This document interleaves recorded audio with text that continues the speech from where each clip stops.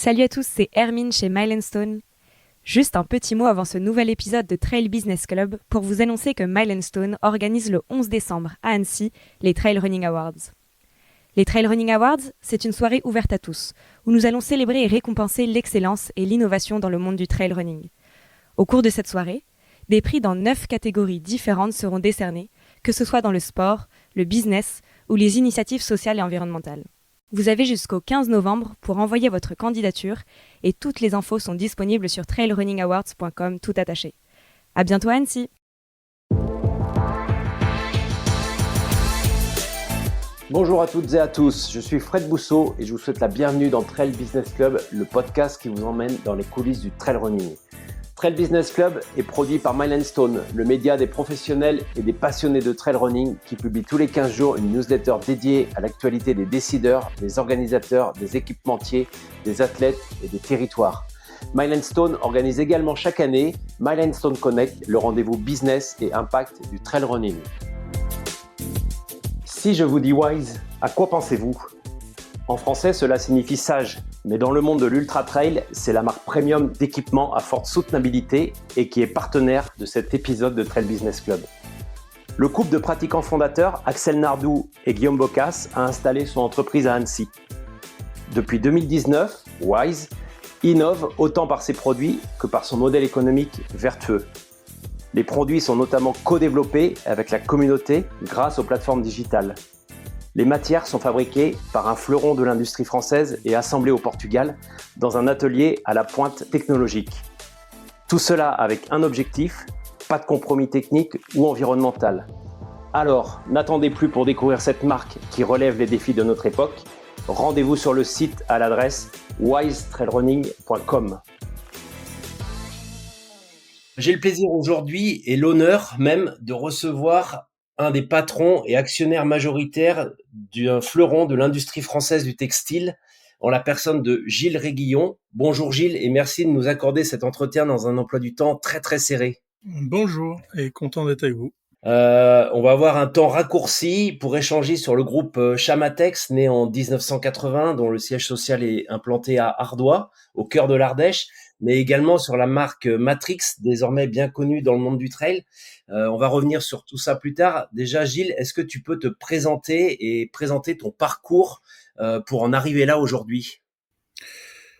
Avec plaisir. Donc Gilles Réguillon, donc moi je suis CEO du groupe Chamatex, qui s'appelle Chamatex Group, qui détient une dizaine de filiales, dont la société Chamatex qui fabrique des textiles, qui est la maison mère, pour 50% à peu près du chiffre d'affaires, et des sociétés qui fabriquent des rideaux, des sociétés qui fabriquent des produits comme des vêtements, de la bagagerie de luxe, vêtements de sport, bagagerie de luxe, et enfin, et de façon assez emblématique, des chaussures, avec une marque de sneakers qui s'appelle Hector, et puis maintenant depuis 4 ans notre projet ASF que l'on mène avec nos partenaires Salomon, Babola et Millet. Après mon parcours, moi je suis ingénieur généraliste. J'ai débuté ma carrière dans le groupe SEB pendant 12 ans. Après, étant passionné de sport, et notamment je faisais du vélo, VTT, du triathlon, du duathlon en compétition, j'ai imaginé des produits pour l'industrie du cycle, des produits haut de gamme, des fourches suspendues, des tiges de sel à géométrie variable. Donc du coup, j'ai créé ma société qui s'appelait Uricat. Donc je suis parti du groupe SEB. J'avais fait un petit peu le tour et puis je suis issu d'une famille d'entrepreneurs, donc l'entrepreneuriat m'a rattrapé. Et donc j'ai créé une start-up qui a été reprise 5 ans après par un groupe dans le cycle qui s'appelle Zefal. Je me suis pas forcément entendu avec l'équipe qui avait repris, et j'ai décidé de rebondir dans un autre univers, et l'univers du textile. Et j'ai atterri chez Chamatex, qui faisait essentiellement du textile d'habillement, et j'ai mis en place tout un plan de R&D et de développement international, et on a recentré les activités sur le sport, sur le tissu technique et sur l'ameublement. Voilà. Et puis depuis que j'ai repris donc en 2011, On a eu pas mal de croissance, et croissance organique basée sur l'innovation et croissance externe pour être le plus complémentaire possible dans ce qu'on a bâti aujourd'hui, donc un groupe qui se positionne du fil jusqu'au produit fini. Voilà. Alors justement, est-ce qu'aujourd'hui tu te définis plus comme patron ou comme entrepreneur? Moi, je pense que je suis avant tout un entrepreneur, parce que entreprendre, c'est ce qui m'anime tous les jours. Entreprendre, c'est entreprendre en tant que chef d'entreprise, mais c'est entreprendre des projets, c'est entraîner des équipes, c'est entraîner des partenaires, et je pense que c'est vraiment mes définitions. Dans des interviews que tu accordes ou des interventions, tu utilises souvent deux mots qui sont, je pense, forts pour toi, qui sont agile et humain. Comment tu utilises ces mots dans ton management au quotidien, ou comment tu les intègres? Alors, déjà, le premier mot qui me semble important, c'est humain. Sans équipe, on fait rien en fait, hein. On peut bien avoir la meilleure stratégie du monde, si on n'a pas d'équipe, on fait rien. Donc, il faut avoir un projet, il faut avoir une stratégie, il faut avoir de l'ambition, et après, il faut arriver à entraîner des gens avec soi dans un projet. Donc, les gens qui sont dans le projet sont soit des proches collaborateurs, la direction, soit l'encadrement, soit les équipes de production, soit des banques, soit des actionnaires, des clients, des fournisseurs. Mais c'est ça l'humain, c'est arriver à tracter une énergie positive pour transformer les projets en réalité. Et le mot agile?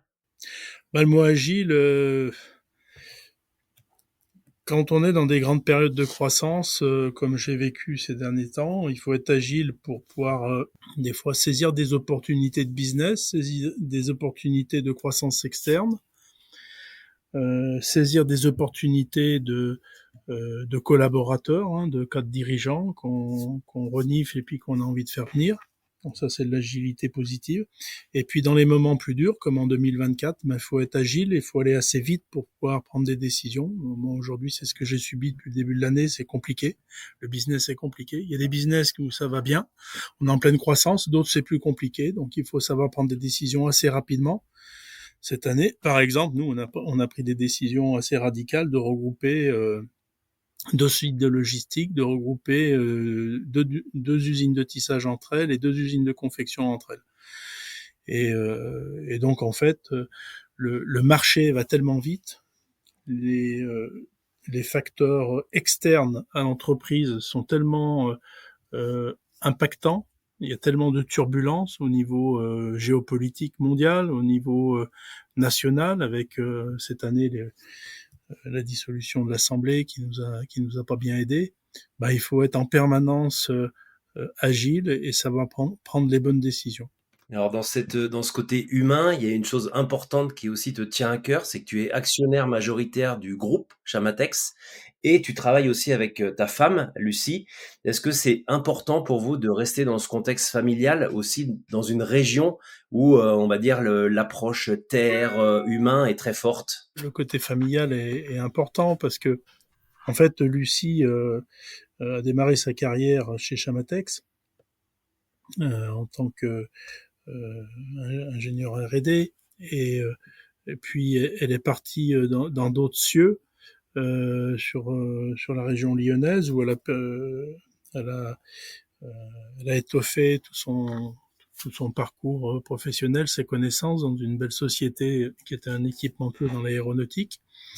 Et quand moi j'ai eu le projet ASF de fabriquer des chaussures de sport, j'ai tout de suite senti que c'était un projet qui était ambitieux et qui allait être vraiment novateur et qui allait nécessiter euh, une motivation et, euh, et des efforts à 300%. Et je lui ai dit, ce projet, je pense que c'est ensemble qu'il faut qu'on le fasse. Euh, Démissionne et rejoins-moi et on le fait ensemble. Et donc, c'est ce qu'elle a fait. Et on a construit ASF pendant l'année du Covid. C'est notre deuxième bébé parce qu'on a une fille en commun. Et Et voilà, donc aujourd'hui, ça fait 4 ans que le bébé est né, et on continue de se donner à fond. Alors, on le partage avec nos actionnaires, avec nos clients, mais c'est vrai que c'est un projet qu'on porte à bout de bras à tous les deux essentiellement, et plus toutes les équipes, hein, on a une petite centaine maintenant, plus comme j'ai dit les actionnaires et les clients, essentiellement Salomon, Millet, Babola, et puis nos partenaires financiers. Donc oui, donc le côté famille est important, le côté terroir. Alors moi je suis pas ardéchois, hein, donc mais je suis de la région Rhône-Alpes, hein, donc le côté région est important.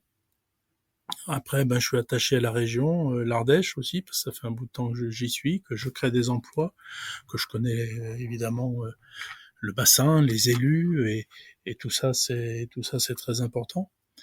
Ça, c'est une certitude. Après, euh, on est dans un monde qui est international, et on répond à des clients internationaux. On a des concurrents internationaux. Donc, on est en Ardèche, oui, on est fier d'être une société ardéchoise. On est content de travailler en famille, mais on n'oublie pas que la priorité, c'est de délivrer. Et délivrer le marché en France, délivrer le marché en Asie, et dans tous les continents. On va revenir à ce groupe Chamatex. Aujourd'hui, c'est 50 millions de chiffre d'affaires. Je crois que c'était 40 millions en 2021. C'est 300 employés. Tu disais une croissance assez fulgurante, 200 en 2021, plus de 10 millions, peut-être même 15 millions aujourd'hui de mètres carrés de tissus, 10 filiales sur 4 continents. Est-ce qu'aujourd'hui, la bonne forme de ce groupe est toujours la même malgré les difficultés en 2024? Est-ce que 2025 s'annonce un petit peu meilleur? Oui, on a pris des mesures sur 2024 pour nous permettre d'être plus performants sur 2025, en espérant que le marché redémarre un petit peu sur les secteurs qui étaient un petit peu à la peine sur 2024. C'est le cas, on a un dernier trimestre qui est pas mal. Une chose est importante, c'est que depuis le démarrage, depuis que j'ai repris l'entreprise en 2011, hein, je peux rappeler qu'en 2011, c'était 45 salariés et 7,5 millions d'euros de chiffre d'affaires, donc il y a une belle croissance. Moi, ce qui a fait, je pense, un petit peu notre force, c'est qu'on a essayé de diversifier nos risques en étant présent sur 3 marchés différents, le marché technique, le marché du sport et le marché de l'ameublement. Et bien, on en a pris parce que il y a des fois des secteurs qui sont chahutés, et rarement tous les secteurs sont chahutés en même temps, sauf quand on a une vraie crise économique comme début 24. Là, il faut serrer les boulons au maximum. Mais donc, oui, aujourd'hui, je pense que 2025 devrait, de façon générale en France, hein, et dans le monde, devrait repartir un petit peu à la hausse, ce qui fera du bien à tout le monde, à tous les industriels. Redonnera confiance aussi aux institutionnels, hein, que sont les banques, les fonds d'investissement. Et aujourd'hui, on a tout un arsenal de euh, de produits innovants, notamment dans différents secteurs, hein, le sport, hein, tu citais Matrix, mais aussi on a généré des innovations ces dernières années. Même si on a fait un petit peu le dos rond, on a généré des innovations dans les EPI, les équipements de protection individuelle, notamment avec un brevet qui s'appelle Carapace pour équiper les pompiers, un autre qui s'appelle Suspendor pour les forces spéciales. Et on espère que le fruit de ces innovations, sur lequel on a passé pas mal de temps et on a dépensé pas mal en développement, puisse se transformer à partir de 25 et plus. Alors la transition est parfaite puisque dans une interview que tu avais accordée, je crois, à un quotidien, tu disais sans innovation, on disparaît. Tu l'as vécu cette année, réellement ça? Ah oui, tout à fait.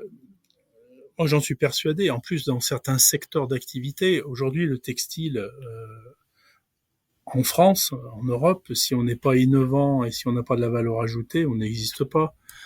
C'est beaucoup plus facile de se servir en Asie sur des produits basiques qui déverse un petit peu tous les territoires, plutôt que de se faire flic à acheter des tissus qui sont identiques et qui sont 2 fois plus chers en France. Donc la vraie différence, c'est l'innovation. Donc on a cessé d'innover. Moi, depuis que j'ai repris, depuis 13 ans, j'ai cessé d'innover. On a investi dans des équipes R&D. On a une équipe innovation de 2 personnes qui est dédiée. On a un laboratoire, évidemment. Et tout ça, ça porte ses fruits. Par exemple, cette année où on était quand même globalement sur un recul de business de l'ordre de 10% sur le premier semestre, eh bien, on a 2 secteurs d'activité qui continuaient de croître. Un, le Matrix, et 2, les combinaisons de racing pour les pilotes de Formule 1, de NASCAR et autres. Et ça, ce sont les 2 premiers secteurs dans lesquels on a innové. Mais si on n'avait pas innové il y a 5, 6 ans sur ces secteurs-là, eh ben, par exemple, en début 24, je pense qu'on aurait eu tous nos secteurs qui auraient été à la baisse. Donc, c'est la démonstration que l'innovation est déterminante. Alors c'est exactement ça. Tu disais tout à l'heure que votre baseline serait éventuellement du fil au produit. Enfin, c'est celle-ci, hein, c'est du fil au produit. Oui, oui. Aujourd'hui, si on réduit on le réduit au spectre du sport en tant que tel, est-ce qu'on pourrait dire que vous êtes de la Formule 1 au trail running? Vous êtes rentré avec la marque Matrix, tu l'as dit, il y a 10 ans, puisque c'est un brevet. Hein, la marque Matrix, c'est un brevet qui a été déposé, je crois, en 2014. Vous avez notamment vous équipez des grandes marques du trail running, Millet, Evadict, Salomon, North Face, Oka, aujourd'hui Normal, la marque de Kylian Jornet. Est-ce qu'aujourd'hui c'est un aboutissement d'avoir travaillé avec ces gens-là, avec ces personnalités, ces grandes marques, ou est-ce que c'est juste une étape vers le futur et justement vers cette croissance? Non, on peut jamais parler d'aboutissement. Parce que si on parle d'aboutissement, on parle d'un palier et d'une satisfaction. Et à partir de ce moment-là, je pense qu'on commence à être moins bon. Aujourd'hui, avec Matrix, on a créé le seul upper brandé sur les chaussures de sport. Avant nous, il y avait rien. Et aujourd'hui, il y a Matrix. Donc déjà, ça, on est assez fiers de ça. Et on est assez fiers, c'est que même si on a une démarche commerciale, on a pratiquement plus de 50% des gens qui viennent nous voir pour avoir du Matrix plutôt que nous qui démarchons. Donc ça, c'est quand même une assez grande fierté. On a des sports sur lesquels Matrix est très très très intéressant, et il y a des sports sur lesquels Matrix est pratiquement indiscutable. Et le trail running, ça en fait partie, parce que l'ADN de Matrix, c'est 1, légèreté, 2, c'est résistance mécanique, support latéral, mais résistance à l'abrasion également, et 3, c'est respirabilité. Et donc, dans ce sport-là, en fait, on coche toutes les cases. Et il y a des marques qui ont compris depuis longtemps l'intérêt, hein, notamment les pionniers sont Millet, Salomon, puis Oka également. Mais aujourd'hui, on s'est rendu compte, notamment au dernier UTMB, parce qu'on avait un stand, il y a des marques qui viennent nous voir et qui nous disent on aimerait bien avoir du Matrix parce que c'est incontournable dans notre gamme de trail running d'avoir 1 ou 2 modèles avec du Matrix. Donc, écoute, ouais, ça fait plaisir. Ça fait plaisir. On a eu l'année passée 40% des podiums, il y avait du Matrix. Cette année, 38%, donc on va dire qu'on stagne autour de 40%. Ça fait 3 ans de suite que le vainqueur a du Matrix, de l'UTMB. Donc c'est vrai que on pense avoir enfoncé le clou de façon significative. Après, la performance est une chose, mais il reste à délivrer dans de bonnes conditions. Il reste à avoir des bons prix. Et tout ça, c'est plus compliqué, hein, parce qu'on fabrique en France. Donc on fabriquait en France, on continue de fabriquer en France, mais face à un marché, comme je le disais tout à l'heure, international, face à des usines de chaussures qui sont massivement implantées en Asie, on avait des lead time, c'est-à-dire le temps entre la commande et la livraison, qui était beaucoup trop important, en étant seul, isolé en France, à livrer de France en Asie. D'autant plus pendant les périodes de Covid et autres. Donc on a pris la décision, au même moment qu'on a construit notre usine ASF qui fabrique des chaussures, on a pris la décision de construire une usine au Vietnam pour fabriquer du matrix. Comme ça, on est en local to local sur notre fabrication de matrix pour les usines asiatiques qui fabriquent des chaussures avec du matrix, et on est en local to local pour notre usine ASF qui fabrique des chaussures pour Salomon, Millet, demain Babolat avec du matrix qui est fabriqué en France. Voilà notre stratégie. Alors, on va revenir sur cette technologie. Il y a à peu près 10 ans, Vibram arrivait dans le monde du trail running avec cette première semelle, la semelle et son accroche révolutionnaire qu'on connaît tous. Ensuite, en 2016, on a vu BOA, un système de lassage arriver. Depuis 5 ans, à peu près 2019-2020, vous arrivez avec le Matrix. C'est un assemblage aujourd'hui monobloc, c'est-à-dire qu'on était habitué à avoir des assemblages de tiges, ce qu'on appelle la tige de la chaussure, qui étaient au début cousues, après qui ont été thermocollées.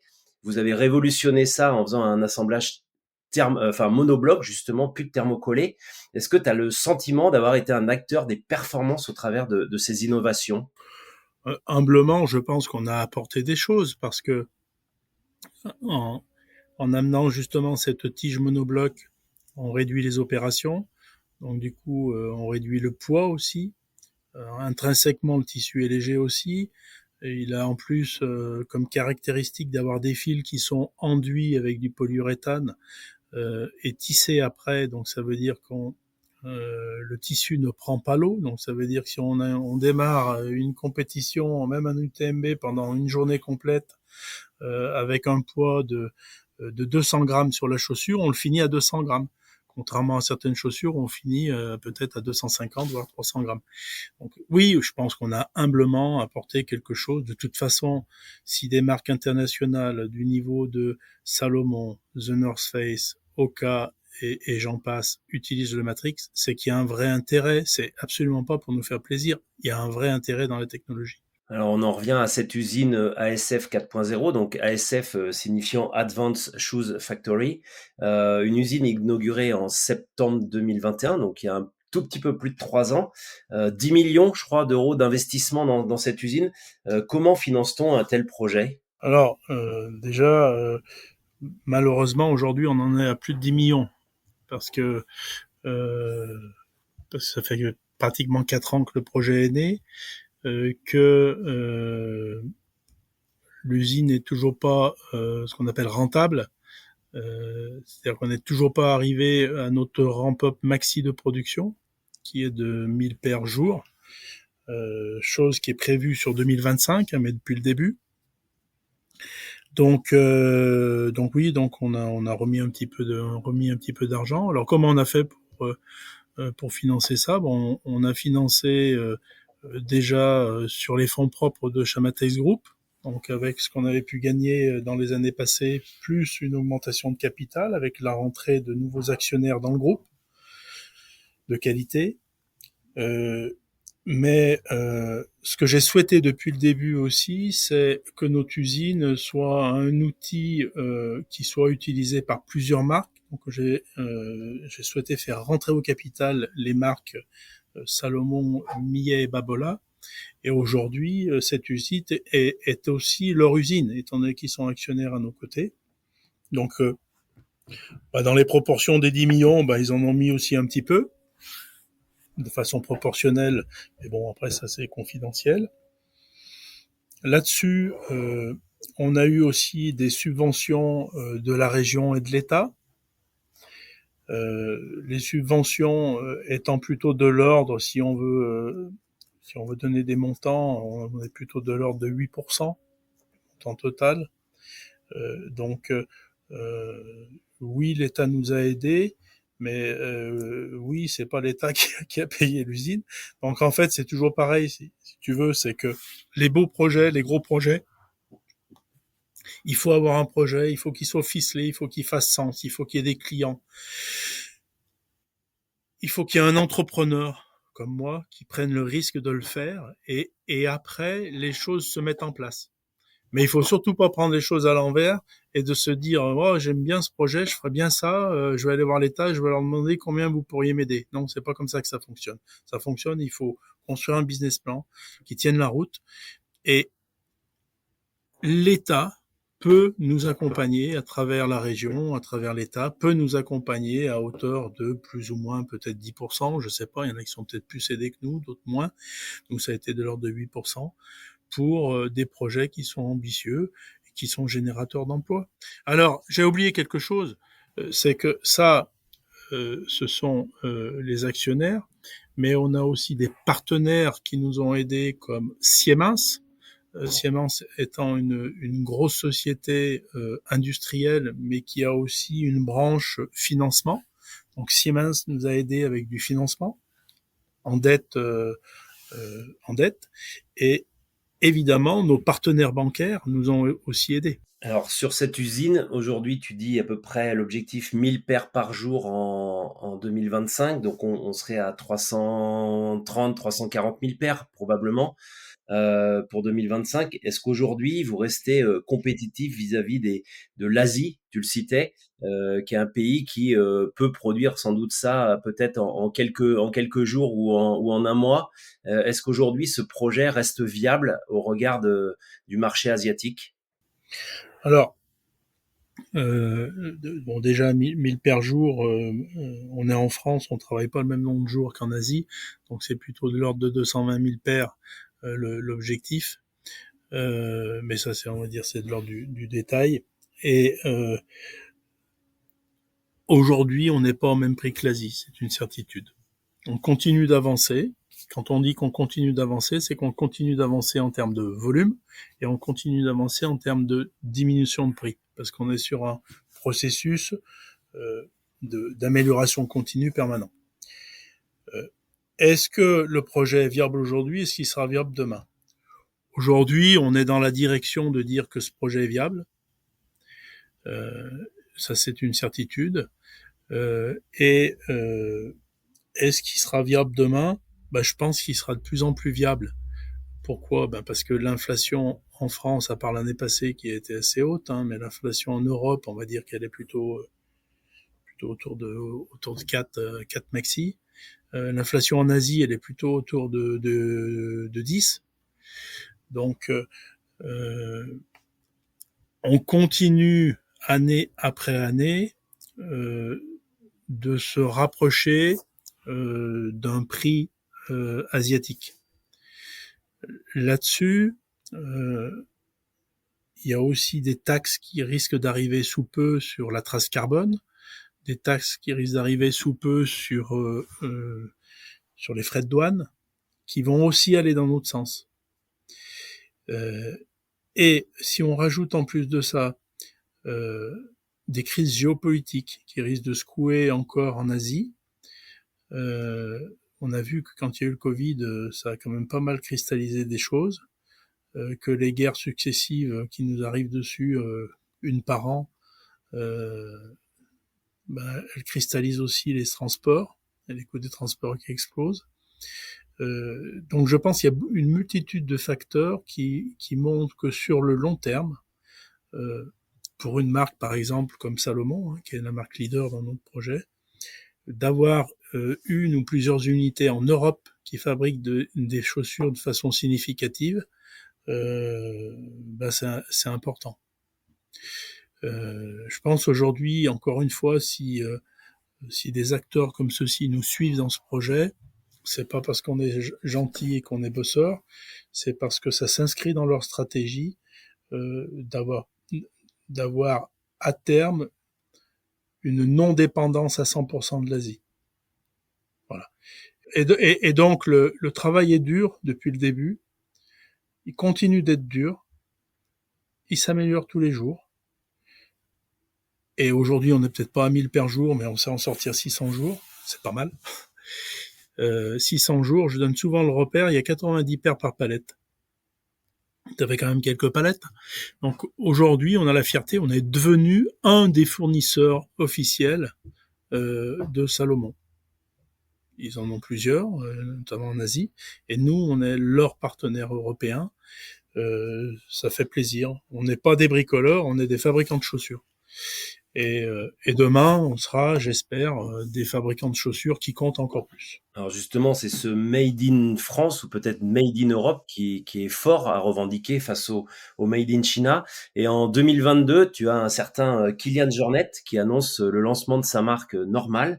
Je crois que tu l'as eu directement au téléphone, Kilian.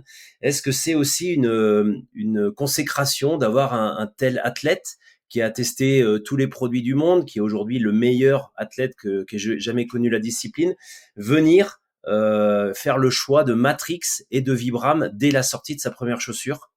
Alors, je suis obligé de rectifier. M'a pas appelé en direct. Il s'est associé avec les gens de Campers. Et c'est Campers qui nous a appelés. Et quand ils ont lancé leur projet, on savait pas que c'était pour Kilian. Je le dis parce que c'est important, parce que Kilian sortait de chez Salomon et j'aurais pas fait ça à Salomon. Et il n'empêche que il est venu chez Campers et il a dit je veux une chaussure trail running, je veux du Vibram et je veux du Matrix. Bon, alors, s'il dit ça, c'est qu'il y a une certaine raison. Et donc effectivement, on a permis à Kilian de continuer à courir avec du Matrix et la première chaussure avait du Matrix. Tu es en contact avec lui aujourd'hui pour continuer le développement des produits et des matières? Non, je suis pas en contact direct avec Kilian et en plus de ça, c'est pas moi qui suis en contact direct avec la marque N Normal. Euh, j'ai une directrice de business unit sport performance qui s'appelle Sandrine, c'est elle qui est en contact direct. Je les croise de temps en temps parce que ce sont des clients que j'apprécie comme bien d'autres. Mais aujourd'hui, non, euh, je suis pas en contact direct avec Kilian. D'ailleurs, si je le croise, je serais tout à fait ravi. Mais je suis pas en contact direct avec Kilian. Par contre, je suis en contact direct avec les équipes de Salomon, avec qui on est très proche. Et du coup, tu développes plus les produits avec des gens comme François Den, Courtney de Walter, Rémi Bonnet avec Salomon ou juste avec les équipes de développement? Non, nous, tu sais, j'aime à dire, on est des laborieux. Donc les laborieux, ils travaillent dans l'ombre. Non, on travaille avec les équipes de Salomon et puis chez Salomon, tu sais, hein, ils sont organisés. Ils ont des gens qui s'occupent des coureurs, qui donnent des directives et puis des directions, des souhaits. Et puis après, il y a des équipes de développement. Nous, on aime bien travailler avec les équipes de développement. On s'entend bien. C'est du co-développement. On fait des belles choses ensemble. Tu as dû voir la chaussure qui est sortie pour les Jeux Olympiques, la chaussure de marathon. Ouais, c'était une grande fierté pour nous. On a quand même la chaussure la plus haut de gamme de chez Salomon, elle est fabriquée en France chez nous. Et donc voilà, on se régale de travailler avec les équipes de Salomon, avec Laurent notamment, qui est la porte d'entrée développement pour ASF et que j'apprécie énormément. Laurent d'ailleurs qui avait développé les chaussures avec lesquelles Kilian avait gagné des tas de compétitions. Ton temps est compté cet après-midi. On va passer à la dernière partie que je voulais aborder avec toi. C'était le côté team sponsoring athlète. Euh, Dès 2019, vous vous associez à la création d'un team, le team Matrix, devenu aujourd'hui team Sidas Matrix. À l'époque, 10 athlètes. Aujourd'hui, c'est 2 teams, un team élite et un team espoir. Un budget qui commence à 42 000 euros, un budget du team. En 2021, c'était environ 125-130 000 euros, composé à 60% de financiers, 40% en dotation. C'est quoi aujourd'hui le budget du team et la part de Matrix? Et est-ce que c'est toujours un investissement que vous souhaitez poursuivre? Alors, je veux pas rentrer dans les budgets parce que je pense que ça regarde pas tout le monde. Euh, ça, ça tombe bien parce qu'aujourd'hui on avait une réunion importante la continuité, dans quelle direction on souhaite aller au niveau du team. Aujourd'hui, euh, on a envie de continuer l'aventure, donc elle va se continuer. On a Sidas qui est toujours motivé, on a Millet qui est toujours très motivé. On continue cette aventure avec ces 3 sponsors on va dire de rang 1. On a d'autres qui sont à nos côtés et on continue d'avancer l'aventure, on continue l'aventure. On se rend compte qu'en étant un team, on va dire, national, même avec ambition. On frôle, comme dit Thomas, le patron du team, on frôle souvent la Champions League, mais au final, on reste un super team de L1 et un petit peu comme l'a fait l'OL à un moment donné, c'est-à-dire qu'on forme des super bons et puis après, ben ils partent au Real de Madrid. Bon voilà, c'est un petit peu le cas de Baptiste, ce sera peut-être le cas d'autres cette année. Moi, je le prends positivement. Je me dis que c'est une grande fierté, c'est qu'on arrive à faire naître des talents parce qu'ils sont ils sont bien encadrés, parce que on essaye de faire les choses bien tous ensemble. Et voilà, on a envie de continuer dans cette direction, d'être une pépite de jeunes qui vont éclore un jour. Et le jour où c'est l'éclosion, ben, soit c'est chez nous, soit c'est juste après dans un autre team un petit peu plus grand, voilà. Et pourquoi avoir fait le choix d'un team plutôt que, pourquoi pas, un événement ou un circuit? On avait vu aussi en 2010 Vibram être très très fortement présent sur l'UTMB pour justement avoir cette stratégie B2B. Est-ce que le team pouvait être aussi le complément d'une autre stratégie parallèle? Tout à l'heure, je disais, il faut être agile quand on est chef d'entreprise. L'histoire a commencé où un jour, Baptiste Chassagne et Thomas, le patron du team, sont venus me voir et m'ont dit, Monsieur Réguillon, parce qu'à l'époque c'était Monsieur Réguillon, c'était pas Gilles, on se voyait, on aimerait créer un team de trail running, voilà notre ambition, voilà ce qu'on veut faire, et on aimerait un partenaire qui s'inscrit dans le trail running. À l'époque, nous on démarrait avec Matrix. Ces deux jeunes m'ont beaucoup plu, ils avaient de l'ambition, ils étaient bien élevés, et j'ai dit banco, on y va. C'est la vie, c'est les opportunités, et les deux mêmes seraient venus me voir pour me dire Gilles, on cherche un sponsor pour une course, peut-être que je serais parti sur une course. Aujourd'hui, manifestement, ben, les budgets sont non plus pas extensibles, donc on peut pas tout faire. Donc j'ai plutôt choisi la continuité sur le team. Et je suis assez à l'aise avec ça. Peut-être qu'un jour on partira sur un événement, hein, je sais pas. Voilà. Après, ben c'est les opportunités et là où en est le groupe qui fait qu'on décide d'avancer dans un sens ou dans l'autre. J'imagine que aujourd'hui, tu disais tout à l'heure 38% de résultats à l'UTMB, 40% l'an dernier des podiums.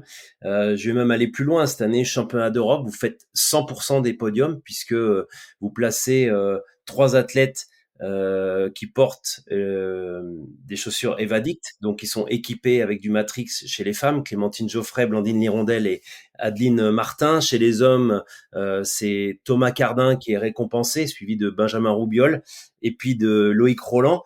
Est-ce qu'aujourd'hui c'est une satisfaction et une récompense justement pour toutes les équipes, pour tout le groupe, les salariés, de voir ces athlètes briller au plus haut niveau? Et est-ce que c'est aussi finalement la satisfaction du choix des investissements?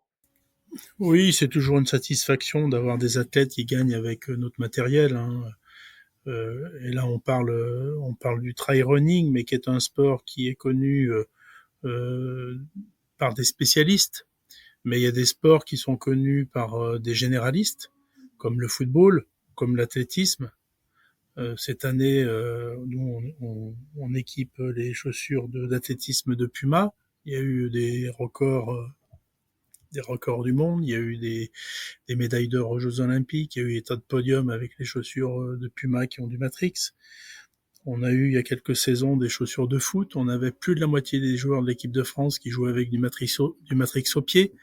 Euh, Bien sûr que c'est de la fierté et on en a tous besoin.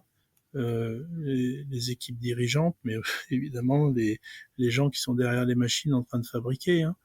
Quand le lundi on avait il y a eu des matchs de l'équipe de France où les 4 buts étaient marqués avec du Matrix. Je vous garantis que le lundi, on en parlait. Hein. Et ça fait du bien. Donc oui, bien sûr, c'est de la satisfaction. Et après, la satisfaction, elle est importante parce que ça récompense le travail. Mais il faut jamais oublier que il faut continuer à avancer parce qu'autrement on recule. Donc voilà, donc on a des revues de projets régulières, on a des revues d'innovation pour continuer à être devant, continuer à être leader. Parce que le plus dur, c'est pas d'être leader, hein, c'est de le rester. Donc il faut toujours amener de l'innovation, faut toujours être le plus flexible possible vis-à-vis des marques en termes de réactivité, de maintien de niveau de qualité, de service. C'est du job. Hein. Alors je vais pas te retenir, hein, on a un tout petit peu dépassé. Est-ce que globalement, on va conclure là-dessus, est-ce qu'aujourd'hui Gilles Réguillon, il est fier de cette réussite, passer j'entendais une interview où tu disais que tu étais fils d'artisan, finalement ton père était maçon, t'es passé ingénieur, aujourd'hui t'es patron d'un grand groupe. Est-ce que on est fier de cette réussite quelque part? Ouais, oui, mais c'est pas vraiment ce qui m'anime. Moi, ce qui m'anime toujours, c'est où je suis et où on va, où je suis, où je vais, mais surtout c'est où on est et où on va. Et tout à l'heure, j'ai pas tout à fait répondu à une question. Tu disais, on est majoritaire avec Lucie dans le groupe. Oui, aujourd'hui, on est actionnaire majoritaire. Mais je préfère être actionnaire minoritaire de mon groupe, c'est-à-dire, imaginons que je devienne actionnaire à 30% ou à 25% du groupe, en ayant toujours les manettes, et quand le groupe continue de tracter une croissance et surtout des beaux projets, plutôt que de rester majoritaire dans mon groupe et d'être dans une stagnation. Donc, ce qui est important, c'est vraiment ça, moi, qui me motive, qui me fait avancer tous les jours, me fait lever tous les jours, c'est d'aller de l'avant et de construire une belle histoire qui fait sens et de la partager avec mes équipes et de la partager aussi avec tous mes partenaires, quels qu'ils soient, les actionnaires, les clients, les fournisseurs, les banques, toi, d'autres, et ainsi de suite. Voilà ce qui m'anime tous les jours. Alors justement, on parlait tout à l'heure que le bateau avait un petit peu tangué au cours de l'année 2024. On sent que la dynamique est toujours là et ta motivation est infaillible. C'est quoi le prochain projet entrepreneurial de ton côté, personnel, ou du groupe, ou de l'entreprise? C'est quoi le prochain? Ouais, je le dis haut et fort depuis un certain temps. Après, la route est longue, hein, mais ASF, c'est vraiment une pépite dans le groupe, qui est compliquée parce qu'aujourd'hui, elle consomme encore du cash et qu'on vise une rentabilité plutôt sur 25. Mais je suis sûr qu'on est dans le vrai et l'objectif, c'est d'enfoncer un petit peu le clou dans cette direction et d'imaginer quelque chose en Europe un petit peu plus ambitieux pour être vraiment significatif en tant que fabricant de chaussures de sport. Et je pense que si ça marche en Europe, il y a la place pour le faire aux US parce que c'est le troisième continent qui compte avec l'Asie, l'Europe et les États-Unis pour le monde du sport.